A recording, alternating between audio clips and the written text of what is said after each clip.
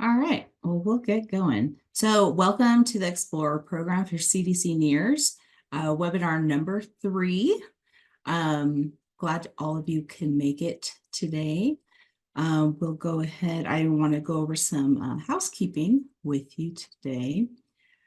So before we get started, just to let you know that we are recording today's webinar, and I will be able to share that link out with you guys once that is processed. And please use the Q&A box if you have any questions for the presenter today. And lastly, throughout the presentation, we are going to be posting up some polls in correspondence to the material that our speaker will be going over today. So please provide a response to each of those polls. And lastly, I wanted to take a moment just to review the scope of work for the Explorer program. Today's webinar is the last webinar of the program. And don't forget to do the evaluation survey upon completion of today's webinar. As a reminder that the final activity, number 6, the final report, you won't be able to complete that until you have submitted all of your other deliverables for the program. So please be sure to turn all of those in. Don't forget to email me your certificate of completion for the EATS program if you have not done so already. And once I see that I've received all of your deliverables, I will go ahead and give you correspondence to go ahead and complete the final report. Does anybody have any questions?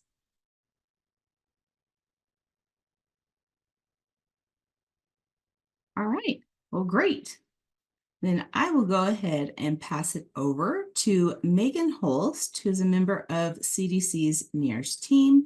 She will be providing today's training.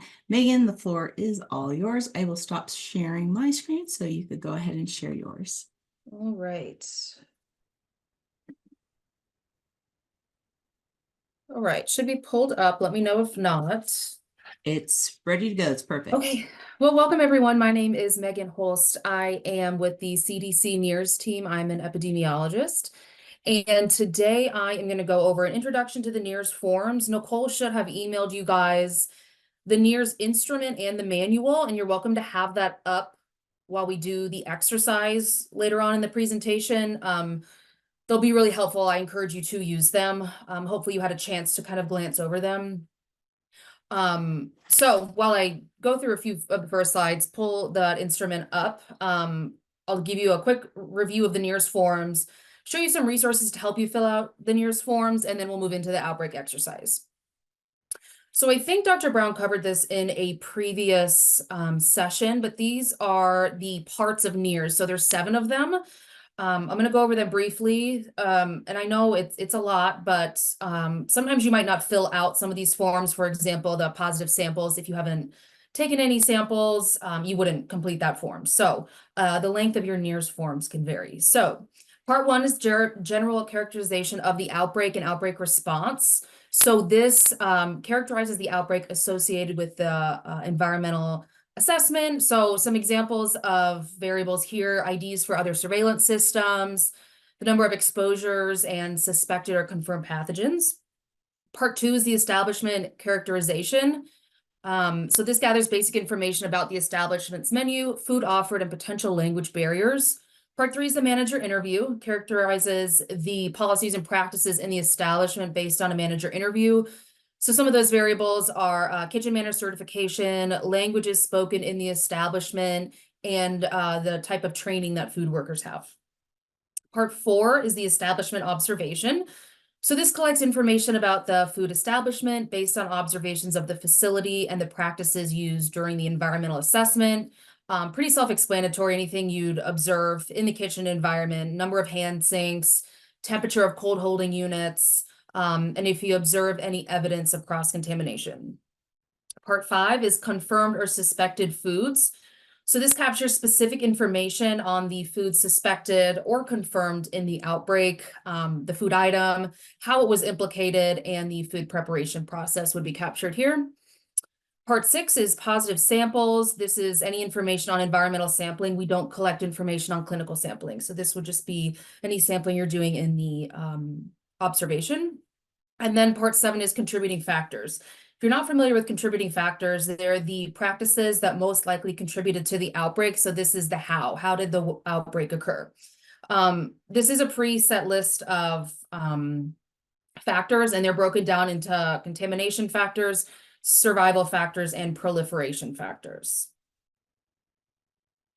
So, like I said, I know NEARS, there's 7 parts. It can be a very burdensome process.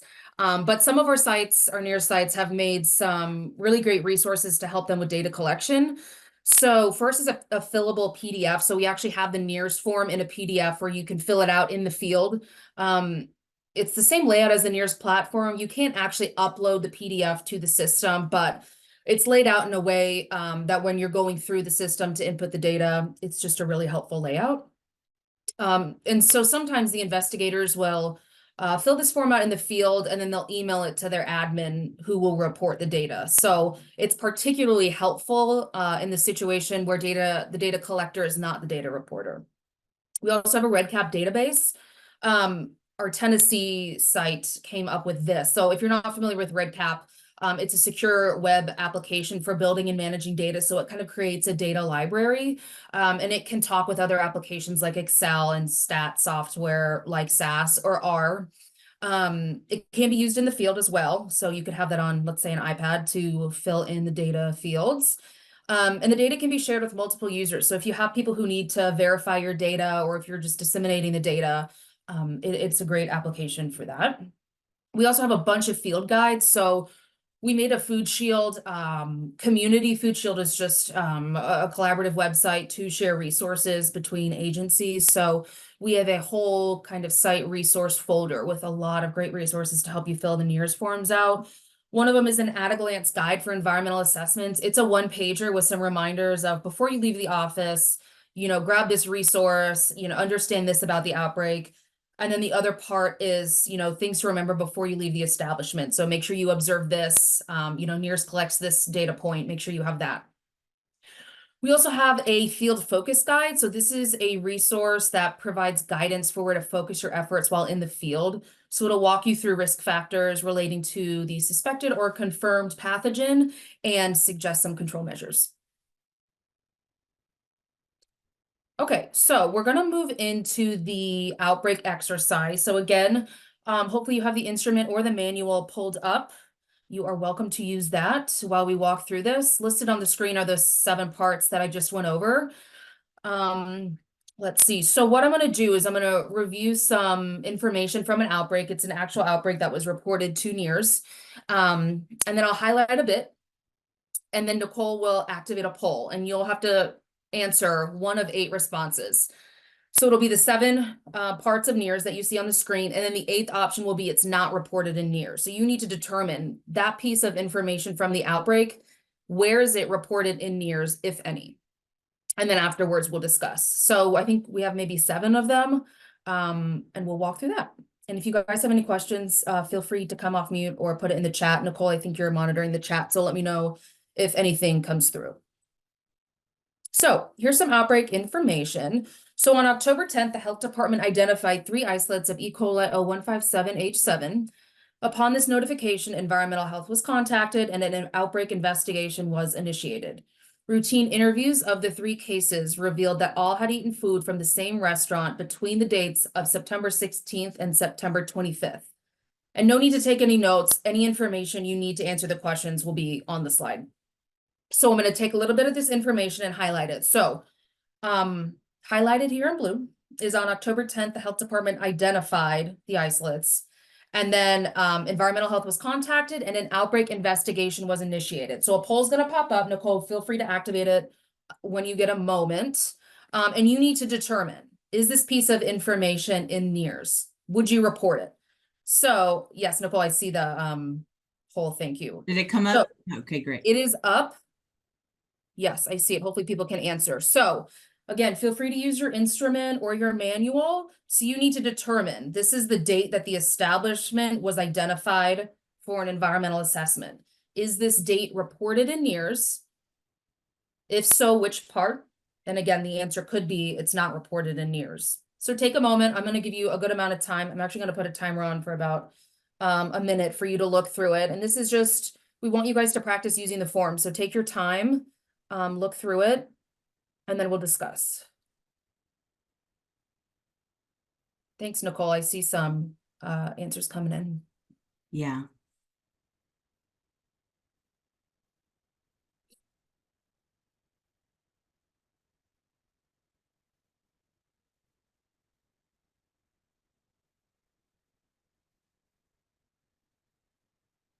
Suzanne, I see your message that you closed it out without answering.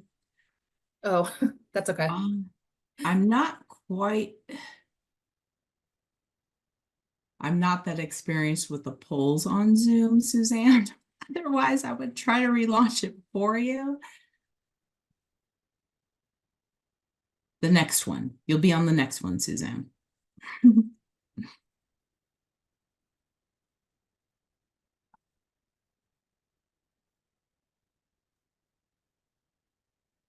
I'm gonna give it about 10 more seconds and then we'll discuss.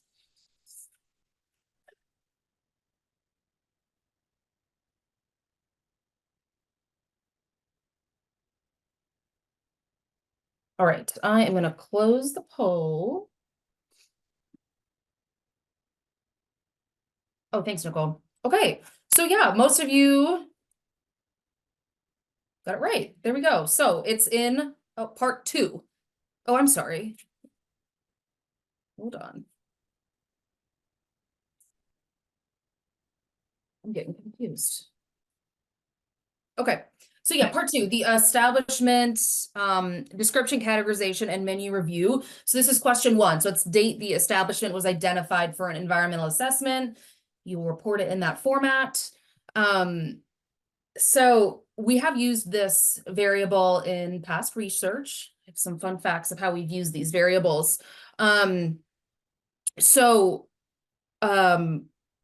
What we've done is create a calculation of the date that the establishment was identified for an assessment, and then the date that the establishment was conducted. And so we can use that calculation to see how quickly the health department responds to the outbreak.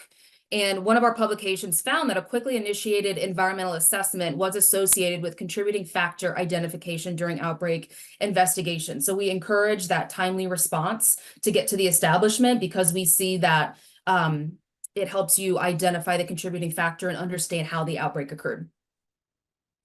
All right, guys, on to the next one. All right, so sticking with the same information, the highlighted piece here is E. coli 0157H7. So that's the identified pathogen in the outbreak. So would you report this to NEARS, and if so, which form? And I do want to point out again that the positive samples form is only for environmental sampling, okay, not clinical sampling. So Nicole, do you mind activating the poll again? Thank you. Here it comes. Yep, I see it. So Okay. again, would you report the pathogen, confirmed or suspected?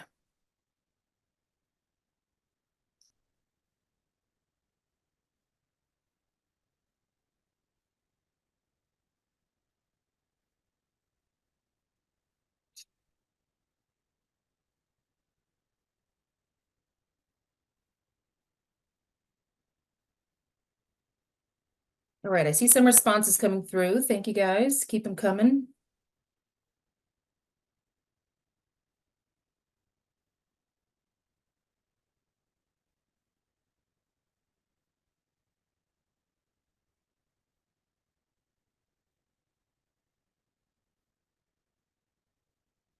Nicole, do we have about 10 participants? Yeah, because I think it's counting us. So I had received an email from one of the jurisdictions that there was some event or training going on so that the team wouldn't be on today. So Okay.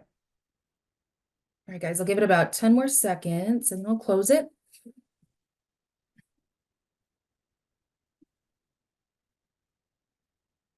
All right, Nicole, we could end the poll.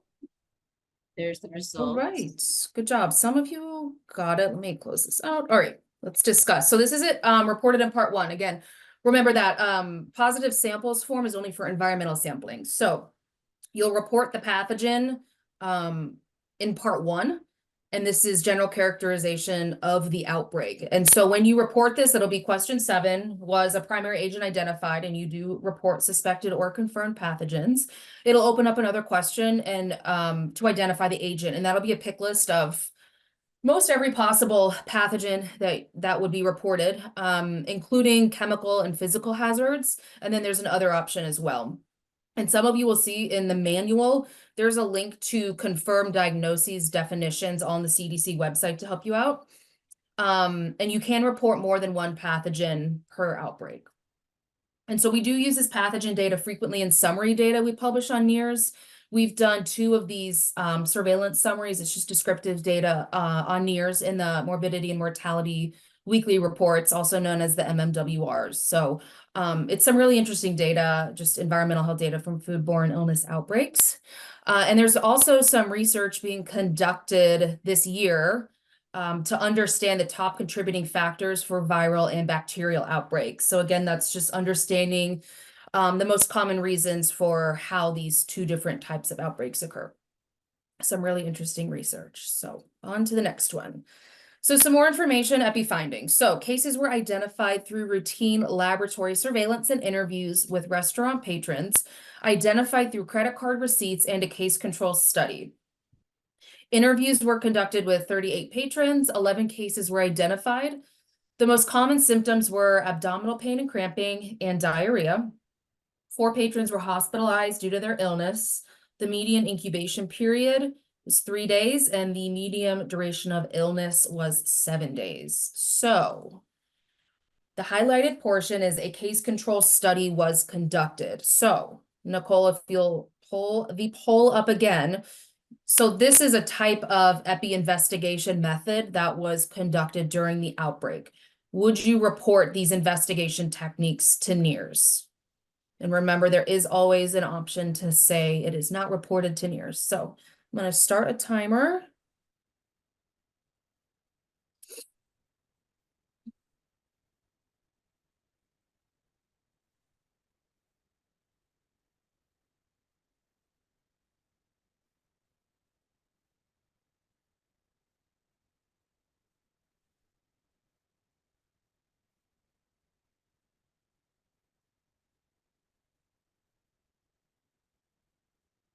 All right, I see some coming through. Thank you, guys.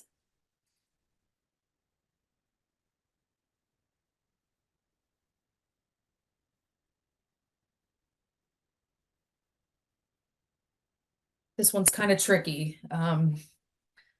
Again, they're investigation techniques, if that gives you a bit of a hint.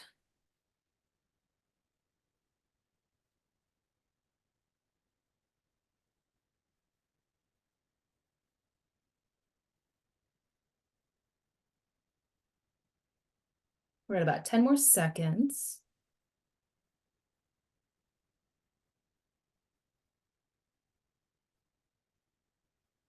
All right, this was a tricky one. A lot of you said that it was not reported to NEARS. It actually is. So, hold on. It's reported in part 1. So 13, what activities were conducted during the outbreak investigation to try to identify the contributing factors? Again, a little tricky. But there is I believe there's a pick list here with 13 responses. It includes a case control study and another option to write in if you had another method that you utilized during the investigation. So we have used this variable also in some research. It was a paper that I published, and I used the variable to understand if the epidemiological investigation method used to investigate the outbreak increased the likelihood of a successful outbreak investigation. And so we found that a more rigorous method such as a cohort study compared to interviews with the ill, increase the likelihood of identifying a pathogen, a food item, and a contributing factor, which is how we defined a successful outbreak investigation. Okay, let's move on. So moving on to symptoms. So that's what's highlighted on the screen. Symptoms were abdominal pain and cramping and diarrhea. So are symptoms reported to NEARS? If so, in what form? And Nicole, go ahead and activate the poll.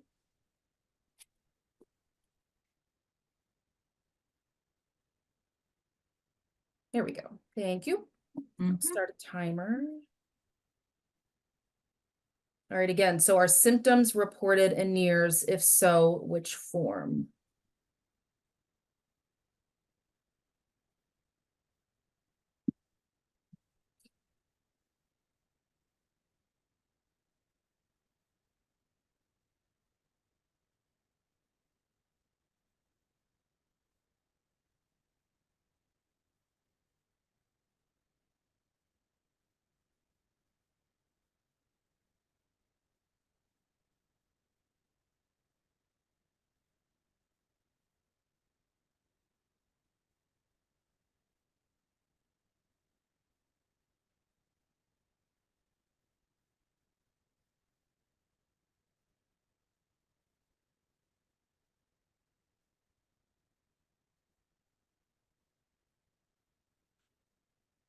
All right, I see a good amount of responses. I'm gonna give it about 15 more seconds. We've almost hit a vote for every form.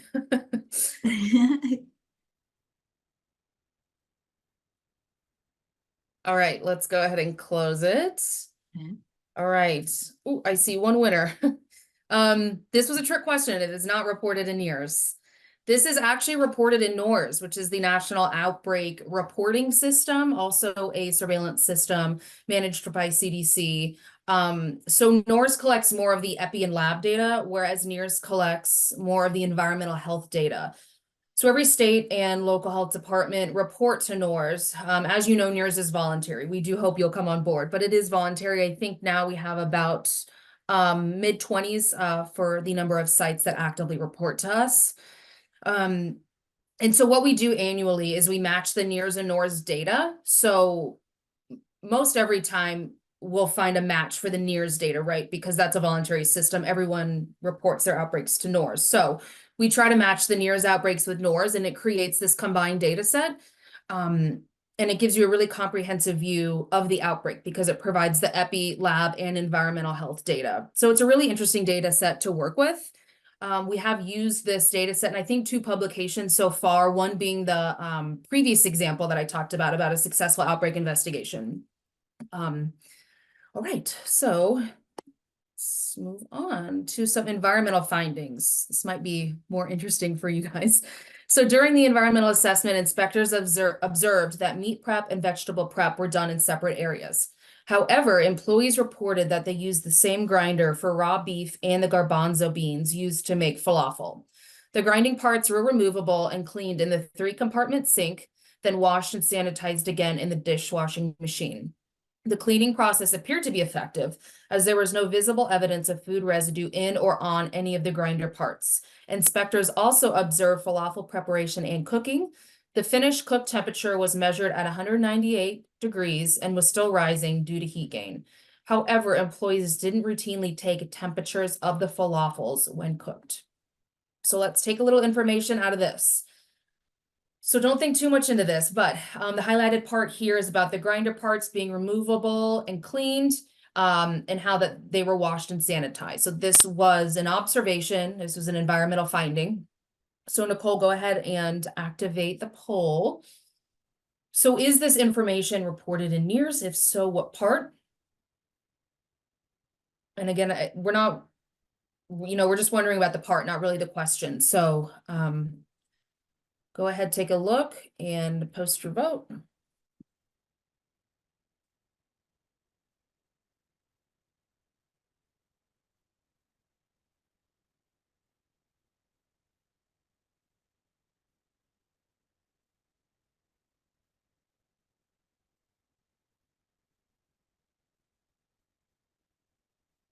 All right. I don't know if I need to keep this open. You guys really got this one. You nailed it on the head. All right.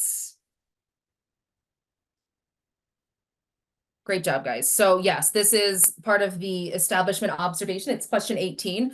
Which of the following methods does the establishment use to clean dishes, utensils, and other food equipment that is not cleaned in place? So depending on what you answer here, more questions will open up.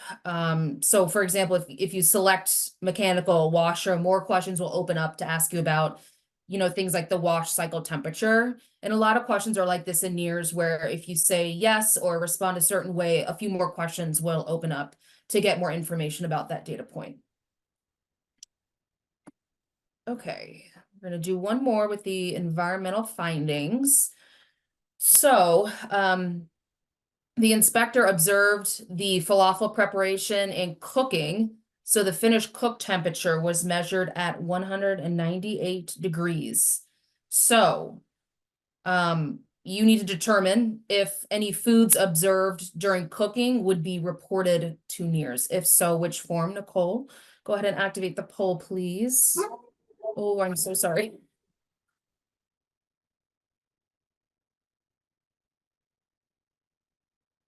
There you go.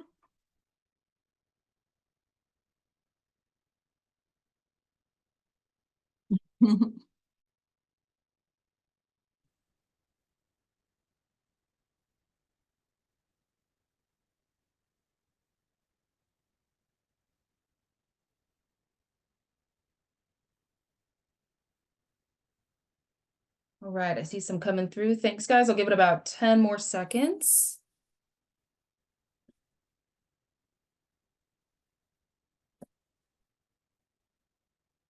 All right, awesome job, guys. Most of you got that right. This is again in the establishment observation.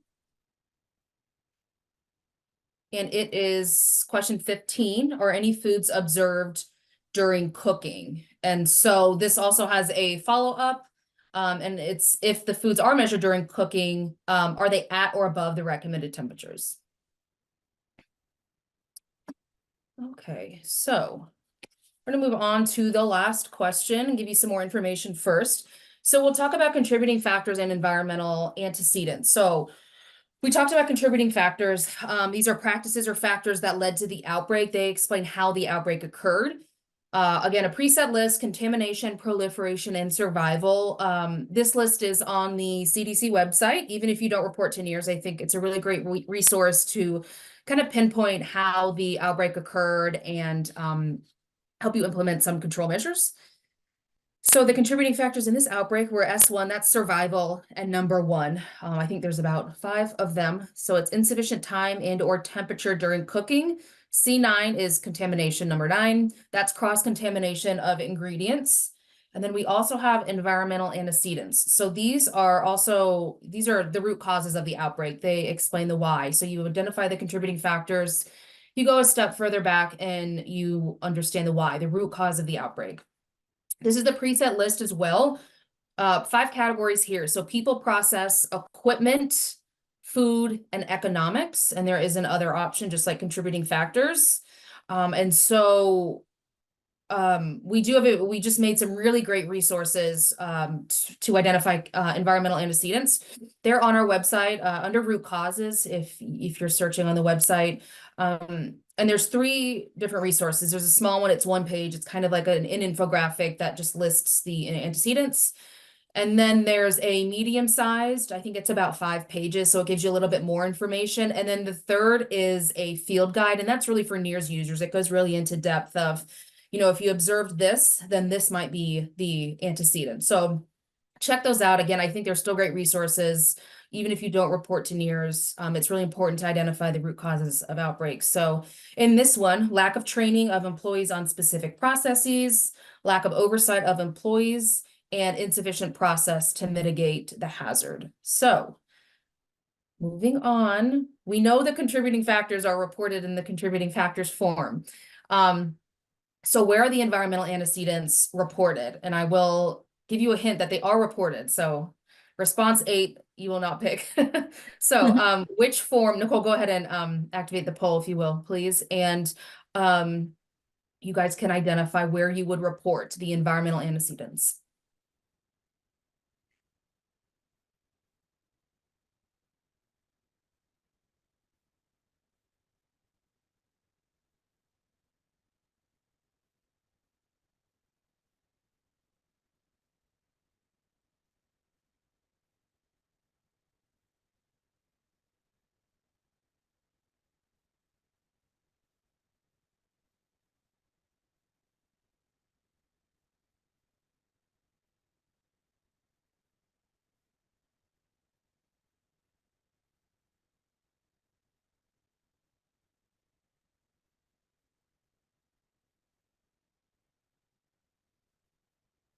All right, I'll give it about 15 more seconds.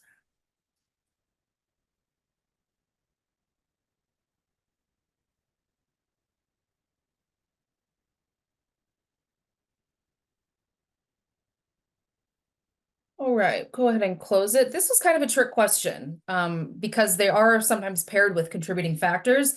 However, they are actually reported in part 1. So it's kind of part of the outbreak response and outbreak characteristics. So it's question 15. What were the environmental antecedents of the outbreak? And you can check all that apply. So you can absolutely check more than one if there was more than one root cause to the outbreak.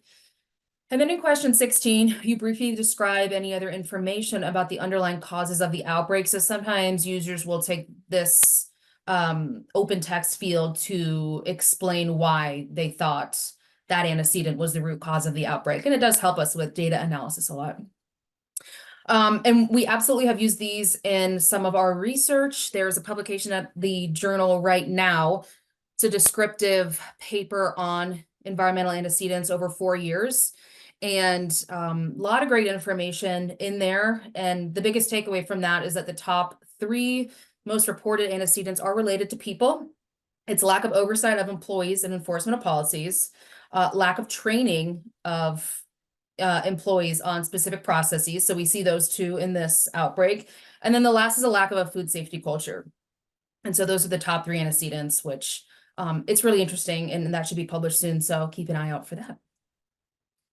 All right, well, that is all I have. Thank you all for participating in the activity. I hope it helped you, get used to the NEARS forums and see if you'd want to hopefully report. And I'm happy to take questions now. My email is also on the screen. You are more than welcome to reach out with any questions about the activity, questions about NEARS, environmental assessment, any kind of questions you have. I'm pretty quick to respond. Nicole, I think we have some time for questions. Yes, so if anyone has any questions, go ahead and utilize the Q&A. Or if it's easier for you to drop it in chat, you could do that as well. I have both boxes open, so.